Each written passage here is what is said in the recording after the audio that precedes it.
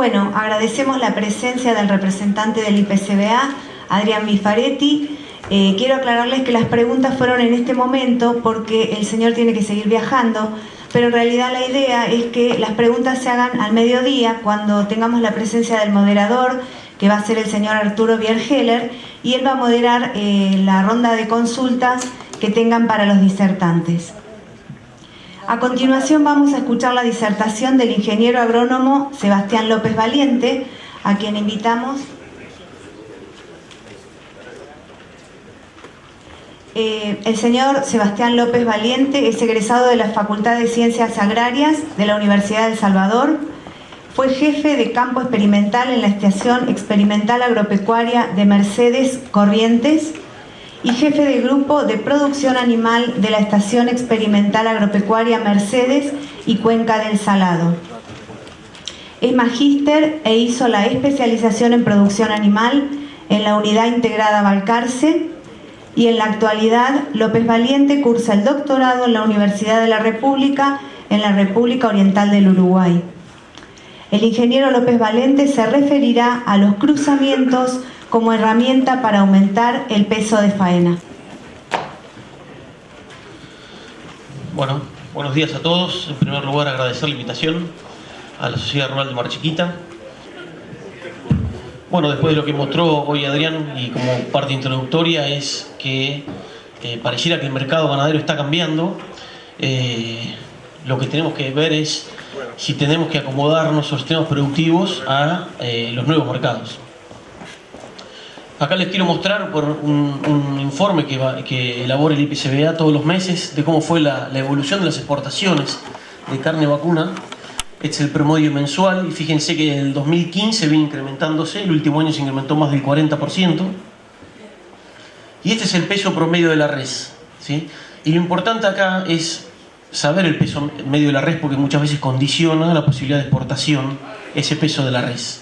Desde el 2010 el promedio fue de 225 kilos. La siguiente. ¿Y por qué llegamos a ese peso de res? Y nosotros consideramos de que se debió a dos factores importantes.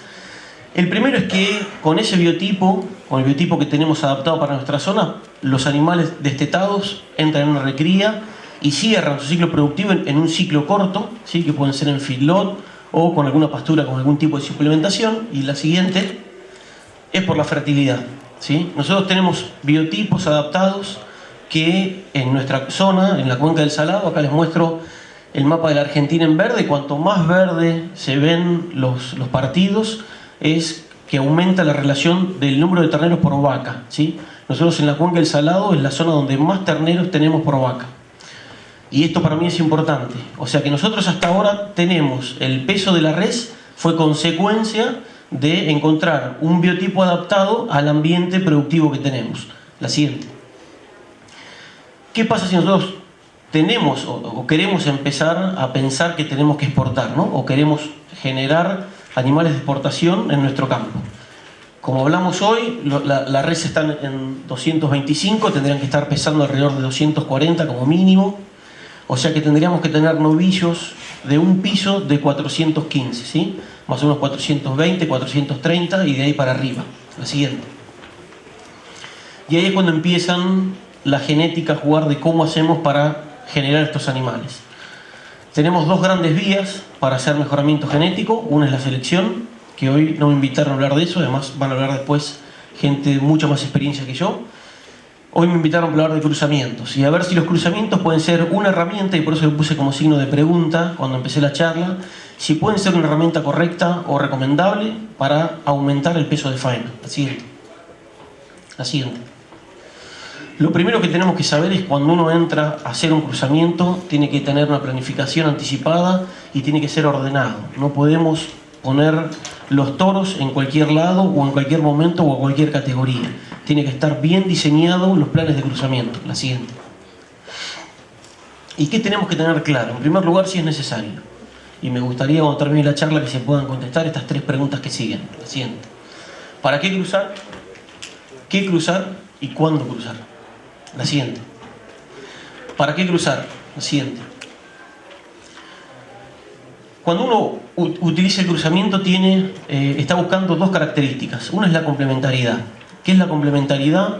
Es aportar una ventaja que tiene una raza a otra raza que no la tiene. El típico caso son las razas sintéticas, el Braford, el Brangus, el Santa Gertrudis, donde lo que se le incorpora a las razas británicas es la rusticidad de un animal índico, y en ese cruzamiento el Hereford aporta todo lo que es la fertilidad, que sabemos que las razas índicas son deficitarias. La siguiente. Que este no va a ser el caso en nuestra zona. Nosotros consideramos de que la complementariedad no haría falta. No tenemos ninguna limitante que mejorar en los biotipos que nosotros tenemos. La otra herramienta que sí se puede utilizar es la heterosis, ¿sí? O vigor híbrido, la siguiente.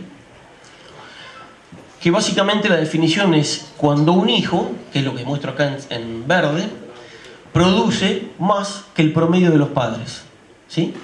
Entonces, si mostramos en rojo la anterior, si les muestro en rojo que es la madre, en el celeste el padre, si nosotros hubiéramos quedado el hijo en la línea verde, no hay heterosis.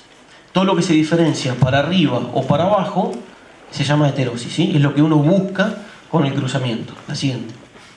Y no es siempre igual la heterosis, depende de qué razas utilicemos. Cuanto más distanciadas estén las razas en los árboles genealógicos de los BOS, mayor efecto tiene la heterosis. La siguiente. Acá les muestro un ejemplo, ¿sí? Estas son las distancias genéticas que tienen, por darles un ejemplo, 17 razas bovinas. La siguiente. Ahí les muestro el Hereford y el Angus, fíjense que están muy cercanas, ¿sí? Por los orígenes también. O sea que la heterosis que puede encontrarse en un animal careta es menor que si yo cruzo un Hereford o un Angus o un Blonde Aquitaine o un Limousin, que están más despejados de su árbol genealógico. La siguiente. La siguiente. A modo de ejemplo, y ya lo habrán visto alguna vez, de las características de adaptación, que son, considero yo, de las más importantes: la reproducción, resistencia a enfermedades, tolerancia al clima, son de heredabilidad de baja a muy baja, el valor económico es alto y la heterosis es alta. Cuando nosotros vamos a hablar de características de producción o de variables de la carcasa o características de la carcasa, lo que vemos es que tienen mayor heredabilidad, tienen un valor económico por ahora relativamente intermedio, ¿sí? Y la heterosis es menor que cuando hablamos de características de adaptación. La siguiente. Existen diferentes tipos de cruzamientos. Siempre estamos hablando de cuando uno diseña un cruzamiento, no cuando uno pone un toro en un rodeo y al año siguiente lo pone en otro rodeo sin saber a qué madre son, sino cuando uno diagrama un cruzamiento. Están los cruzamientos alternados, que también se han llamado durante mucho tiempo en el norte criss-cross, donde a una madre de una raza se le echa el padre de otra raza. La siguiente. La siguiente. Vamos a tener, la siguiente, un ternero careta, ¿sí? Lo que se hace habitualmente es que a la hija, o sea, a la hija de un Hereford se le da servicio con un Angus, ¿sí? Y así recíprocamente. La siguiente. Y lo que tenemos es, a medida que aumentan las generaciones, vamos a tener no solo la heterosis en el ternero, sino la heterosis materna. La siguiente. Y después están los cruzamientos terminales, la siguiente, que es cuando a un producto de un animal careta, la siguiente, se le da servicio con alguna otra raza que uno no quiera dejar de reposición en su rodeo, ¿sí? No hace falta que sean animales caretas, se le puede dar servicio con un Limousin a un animal Angus o un Hereford, y siempre y cuando ese animal, macho y hembra, salgan del establecimiento, se consideran cruzamientos terminales. La siguiente. ¿Cuándo dar estos tipos de cruzamientos? Pueden ser las vacas cut, ¿sí? Que por acá se manejan aparte, o la cabra de parición, que muchas veces son animales que nunca llegan a reposición por haber nacido en cola de parición. La siguiente. Ahora vamos a hablar de algunos resultados experimentales en la etapa de cría.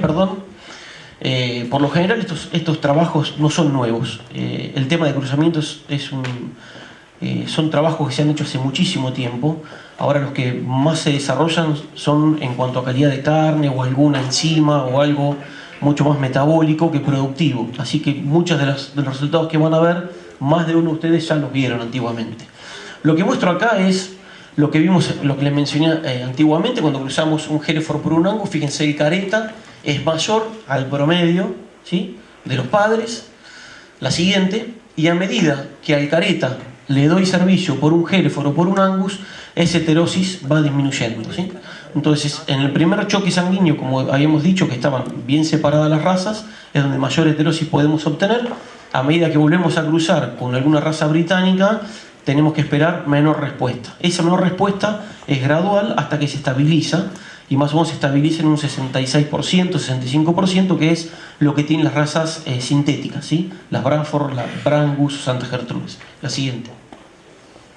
En cuanto vamos al peso al destete, la siguiente, lo que le quiero mostrar es la diferencia que podemos tener en heterosis. Pusimos cuando tenemos la madre y la progenie pura, o sea que no tiene nada de heterosis. Cuando hacemos el primer cruzamiento podemos esperar más o menos hasta un 8 o hasta un 9% de heterosis. Y fíjense la heterosis cómo aumenta cuando además le volvemos a dar servicio por algún animal puro, y tenemos, además de la heterosis del ternero, como hemos visto en la foto, la heterosis de la madre. Esa heterosis representa la siguiente, el 60% de la heterosis total. Muchas veces esa madre careta sabíamos que era mucho mejor madre, ¿sí?, que las otras madres puras. La siguiente. Este es un trabajo hecho en Balcarce, donde evaluaron un montón de cruzamientos. Yo acá lo que quiero simplificarles es la siguiente. Vamos a tomar como el grupo genético Angus por Angus como el grupo base. O sea, ese es mi testigo, lo que tendría que producir un animal en este ensayo. La siguiente. Fíjense allá cuando usamos dice paterno H, que es Hereford, por materno A, que es Angus. Fíjense que son el 36% más productivo. O sea, ese tipo de cruzamientos me aumenta la productividad del sistema un 36%. La siguiente. Cuando nosotros usábamos ese cruzamiento terminal, cuando a una careta le damos un servicio por limusín, fíjense que me aumenta en promedio un 30%. ¿Sí? La siguiente. Entonces muchas veces lo que hay que pensar es que no hace falta empezar con cruzamientos que uno quiere inventar, que trae una raza que dicen que es muy buena para la zona, o que fíjate el músculo.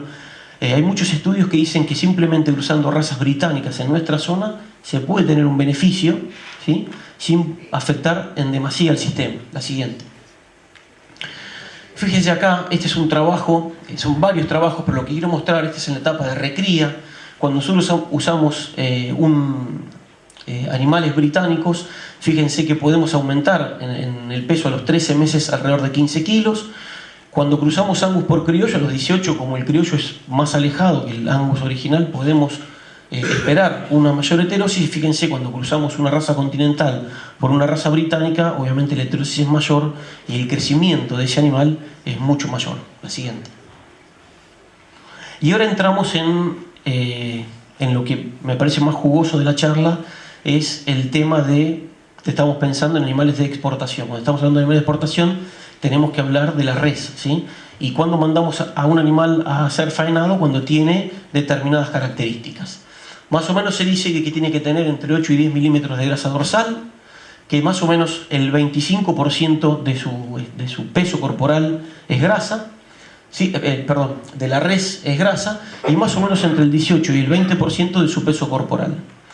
Acá lo que grafico es un trabajo hecho por Di Marco en Balcarce, donde nosotros, si ponemos que un animal está terminado cuando tiene 18%, un biotipo chico, la siguiente, llega a ese nivel de terminación en un peso determinado, la siguiente.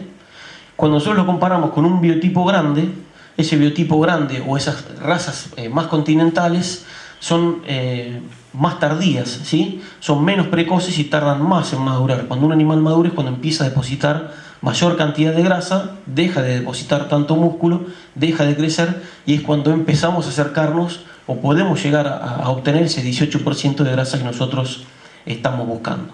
Esto es importante tenerlo en mente porque podemos hablar de biotipo chico, biotipo grande, o de razas, ¿sí?, británicas de un biotipo chico, y animales más continentales de otro tipo de maduración más tardía, menos precoces, ¿sí? La siguiente.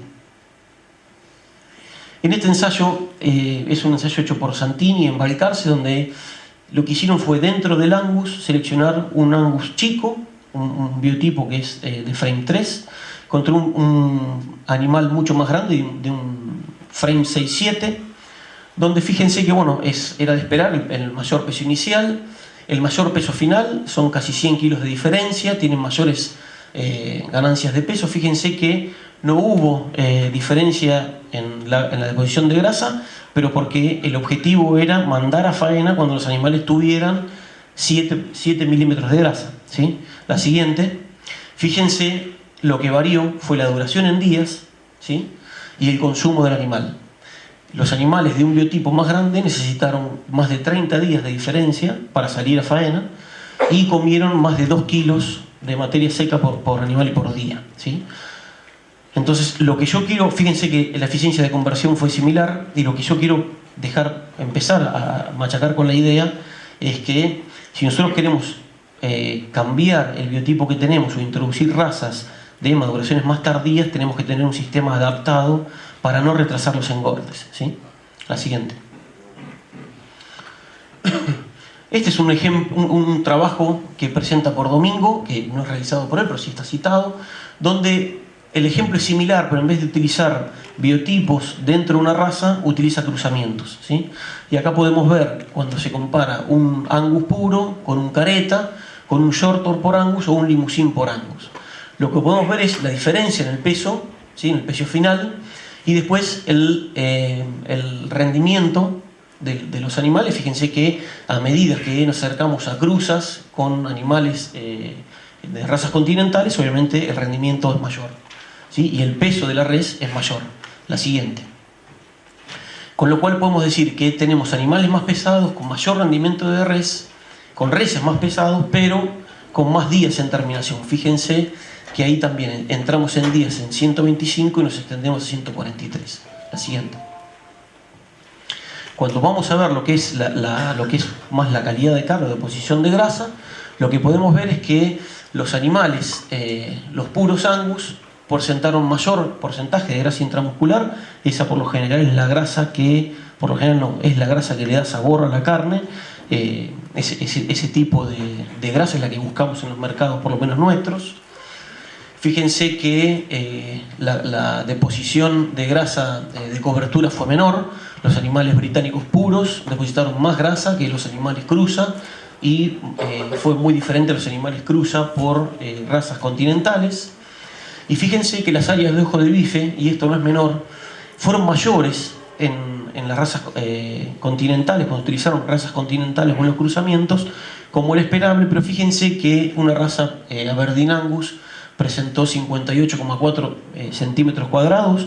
El área de ojo de bife, eso se determina, lo podemos determinar a campo, y cada vez en los remates se ve más con ecografías, donde es el área del Longissimus dorsis. Siempre se dice de que para que una res se pueda exportar, se buscan áreas de ojos de bifes de alrededor de 60, ¿sí? Fíjense que nosotros en este ensayo con animales Aberdeen Angus estuvimos muy cerca de llegar a lo que nos está pidiendo. Siguiente. Entonces encontramos animales más pesados, con menos grasa intramuscular y de cobertura, y mayor área de ojo de bife. También es para remarcar que muchas veces cuando uno tiene biotipos grandes o animales continentales o cruzas con animales continentales de mayor frame, esos últimos kilos para que pueda depositar esa grasa muchas veces son las más caras, ¿sí? Porque el animal es menos eficiente en depositar grasa que músculo, ¿sí? La siguiente. Y esto para completar o para terminar lo que es el uso de los animales cruza. Estos son todos nada más animales británicos en cruzamiento. Fíjense que pudimos aumentar el peso final y pudimos aumentar las áreas de ojo de bife a través de cruzamientos. La siguiente. Pero estos son los trabajos, pocos trabajos, que evaluaron qué pasaban con las madres, ¿sí? Y fíjense que las madres aumentaron el peso adulto más del 20%. Y eso no es menor. La siguiente. Nosotros, estas son parte de algunas fotos que le quería mostrar. Tenemos que tener cuidado cuando nosotros, esto es Escocia, si queremos importar este tipo de animales, porque fíjense dónde están. La siguiente, el tipo de alimentación que tienen. Nosotros fuimos en verano y tenían vacas comiendo dentro de galpones. La siguiente, ya se están preparando para el invierno con todo tipo de maquinaria, último modelo y toda la tecnología que una de las cosas también que nos quedó claro es que nosotros tenemos esa tecnología y sabemos usarla. Probablemente no dan los números para poder utilizarla, pero no vemos nunca una tecnología que digamos, ¿cómo no tenemos esto en Argentina? ¿Sí? Muchas veces lo que falta capaz es el número para empezar a aplicar toda la tecnología que nosotros tenemos acá. La siguiente. Y fíjense el estado de esta vaca que está por parir. ¿Sí? En ese momento estaban mandando a faena una vaca, porque tenían rodeos. El rodeo que visitamos de pedigree más grande tiene 350 vacas de pedigree. El segundo rodeo que visitamos, de que es un cabañero que exporta embriones por todo el mundo, tiene 50 vacas de pedigree. Nada más. Mandaba una vaca a faena y pesaba arriba de 1000 kilos. Gorda. La siguiente. Y fíjense dónde están pariendo, ¿no? El nivel de pastura. Yo creo que en ningún momento nosotros llegamos a tener este nivel de calidad y cantidad de forraje en los sistemas. La siguiente. Esto pasa en Estados Unidos, están acostumbrados y saben de que hay que darle de comer a la vaca en el invierno. Yo porque uno intenta traer genética de otros lados pensando que nos van a solucionar la vida. Y ellos saben que en el invierno hay que darle de comer sí o sí. La siguiente. Esto también, producto de los destilados de granos de maíz. La siguiente. Y esto ya es, bueno, este es un profesor de la universidad que nos invitó. Estuvimos en la casa de él 20 días y él todos los días le daba de comer el suplemento proteico como si fuera el perro en el fondo de la casa. La siguiente. Mi miedo es si nosotros empezamos a cruzar o pensamos de que esa puede ser la solución para aumentar el peso de faena, si este gráfico, que a veces sabemos que puede mejorar y que tiene que mejorar, ese 0,6 ternero por vaca en nuestra zona, se empieza a despintar y empieza a parecer cada vez más blanco, teniendo animales de vacas cada vez más grandes, que la gente que está acá, que es criadora, ya sabe lo que nos pasó cuando quisimos cambiar el biotipo por el new type, con los porcentajes de preñeces como fueron bajando. La siguiente. Entonces yo creo que podemos tener animales de exportación con los biotipos que nosotros estamos teniendo. La siguiente. Y yo creo que lo que falta es manejo y selección. Acá voy a dar nada más que 2 ejemplos. Este es un trabajo que nosotros hicimos y seguimos haciendo en la Cuenca del Salado, que tenemos el campo experimental acá a 30 kilómetros, que venimos trabajando ya hace 6 años en la nutrición de la vaca durante la gestación, ¿sí? En la importancia de no restringir a la vaca en los últimos meses de gestación. Acá lo que les voy a mostrar es un trabajo que es parte de la tesis doctoral, donde le dimos de comer a la vaca el 12% de proteína durante los últimos 3 meses y el otro tratamiento era el 6% de proteína durante los últimos 3 meses. Lo que vimos es que disminuyó el peso al nacer de la vaca que no fue suplementada, o sea que fue restringida en proteína. Tuvimos 10 kilos de terneros menos al destete. Y lo que es más importante dar hoy en la charla es, fíjense, las áreas de ojos de bife, ¿sí? Cómo aumentaron casi 6 puntos, ¿sí? Y el rendimiento 3 puntos. Simplemente por darle de comer a la vaca en los últimos 3 meses de gestación. Después los animales se mantuvieron en las mismas condiciones. ¿Área de ojo de bife en los 18 meses de los hijos? ¿Cómo, perdón? ¿El área de ojo de bife de la vaca o del...? No, del novillo cuando fue a faena. Ah, 18 meses. No, estos eran más grandes, ¿eh? Se faenaron con 500 kilos. Sí, por eso las áreas de ojo de bife tan grandes. Lo que quiero marcar acá, independientemente del dato, es la diferencia, ¿no? Cuando uno cuida a la vaca, lo que está gestando, o sea, el ternero le afecta, ¿sí? Entonces, con eso ya podemos tener una respuesta en el área de ojo de bife, que decíamos que tenemos que llegar a 60. La siguiente. Y este es un trabajo que se hizo, que es con la recría de los terneros al destete, donde se le dieron 3 dietas durante 150 días. Una dieta tenía el 9%, el 13% o el 16% de proteína, ¿sí? Fíjense las ganancias de peso durante esos 150 días, las ganancias totales cuando fueron a faena, o sea, el tratamiento fue nada más que después del destete. Los días, fíjense, de que los animales que comieron o se recriaron durante esos 5 meses con un buen nivel proteico tardaron casi 2 meses antes, ¿sí?, en ir a faena. El peso final, y fíjense el área de ojo de bife. Yo sigo insistiendo con el área de ojo de bife. Cuando uno sabe en qué momento puede modificar el crecimiento del animal, es donde tiene que actuar. ¿Por qué nosotros damos de comer a la vaca en el último tercio de gestación? ¿O por qué pensamos que es importante? No lo inventamos nosotros. Ya hay estudios que demuestran, y en este trabajo también lo pudimos demostrar, la fibra del tejido se diferencia y se fija en los últimos 3 meses de gestación. O sea, el número potencial de fibras musculares se fija en los últimos 3 meses de gestación.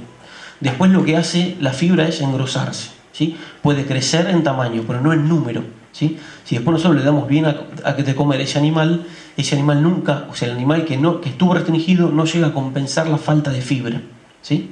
Y ahí está la diferencia en la herida de ojo de bife. La siguiente.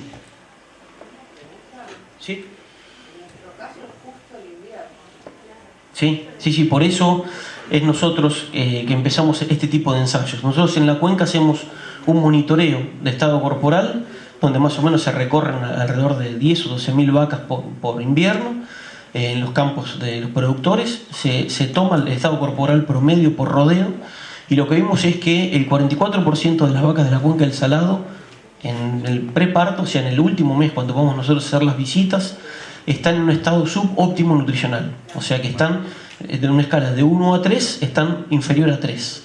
Entonces ahí empezamos a decir, nosotros naturalmente restringimos a la vaca por una cuestión de cambio gestacional y de oferta y de forraje. El tema también hay que ver si esa suplementación se justifica económicamente. Capaz que ayer justificaba, hoy o esta tarde no lo sabemos tampoco. Pero bueno, nosotros desde INTA tenemos que generar la tecnología para saber cómo poder modificar este tipo de cosas, ¿no? Entonces, ¿para qué vine acá a hablar de cruzamientos? Si estoy diciendo de que los cruzamientos, la verdad que no creo, es mi opinión, ¿no? No creo que sea la herramienta para aumentar o para poder llegar a ese peso de faena tan deseado, o por lo menos que pensamos que va a ser deseado, que hasta ahora tampoco es. Entonces, una posibilidad era, ¿qué pasa si usamos algún tipo de cruzamiento en la cola de parición?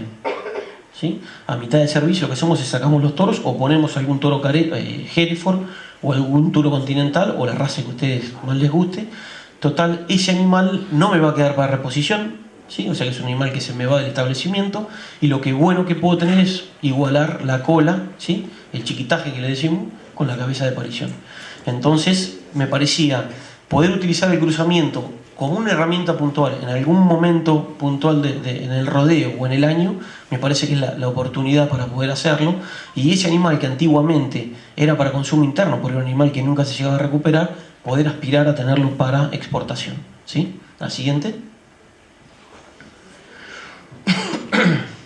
Bueno, la selección, cuando uno va a utilizar un toro para cruzar, tiene que ser muy cuidadoso, posiblemente más cuidadoso que cuando uno utiliza la selección de toros cuando va a cruzar por la misma raza, ¿sí? Cuando compra un toro Angus para usar una vaca Angus, por el simple hecho de que existe la heterosis y vamos a aumentar el peso del animal, del ternero. Entonces me van a poder modificar los requerimientos nutricionales. Ese es mi mayor miedo que tengo. Si nosotros aumentamos el peso vivo o el tamaño adulto de la madre, si vamos a seguir preñando lo que estamos preñando, ¿sí? Y podría llegar a ser un problema para la cuenca del Salado en general, ¿no? Y la siguiente es el peso al nacer. Hay que tener cuidado con la selección de animales, tanto puros o para cruzamientos, porque el peso al nacer, la distosia es la mayor causa de pérdida de ternero una vez lograda la preñez, ¿sí? La siguiente. Pero bueno, por suerte tenemos las DEPs, y no voy a hablar de eso porque seguramente después van a hablar de eso, que considero que es la herramienta. Yo creo que tenemos que convencernos que es la herramienta de selección.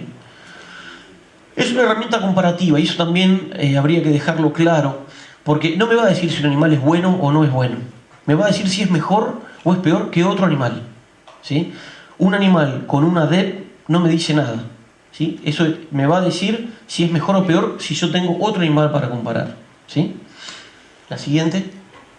Esto es un simple ejemplo. Si tenemos dos toros con un peso al nacer de menos 1,5 y otro toro de 1 kilo positivo, lo que me está diciendo es que los hijos de Don Juan, en promedio, van a ser 2,5 kilos más pesados, ¿sí? Con respecto al otro toro. La siguiente. La anterior. Y esto también es importante. Es importante saber contra qué nos comparamos, ¿sí? Cuando uno viene con animales de afuera, me dicen, tiene este valor. Entonces me dicen, no, bueno, pero está evaluado en donde sea, y a mí siempre me genera una duda. Porque, como dije, es una herramienta de comparación, ¿sí? Entonces, mis hijos van a medir lo mismo que yo, ¿sí? El tema es cuando yo quiero comparar mis hijos, o sea, los hijos de Sebastián con respecto a otro, pueden ser más altos o más bajos, ¿sí? Por ejemplo, si mis hijos, la siguiente, lo comparo con el seleccionado de básquet, probablemente sean, no sé, 70 centímetros más chicos, ¿sí?, que el promedio de la población.